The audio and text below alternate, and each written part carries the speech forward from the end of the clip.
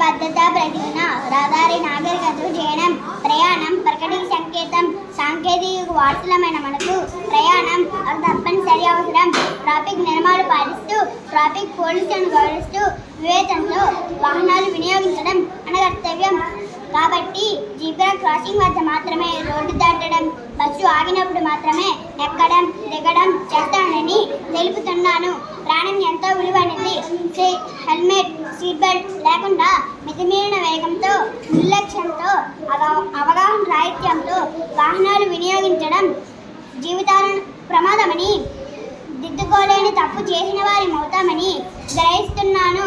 తగిన వయసు లేకుండా లైసెన్స్ లేకుండా సెల్ ఫోన్లో మాట్లాడుతూ మత్తు పదార్థాలు సేవించి వాహనాలు నడపడం జీవితాలను నాశనం చేస్తుందని ప్రచారం చేస్తున్నాను. రహదారులు నీడనిచ్చే చెట్లతో మెరిసిపోవాలే తప్ప రక్తపు మరకలతో తెలిసిపోకూడదని విజ్ఞతతో వివరిస్తానని ఆత్మసాక్షిగా ప్రమాణం చేస్తున్నాను.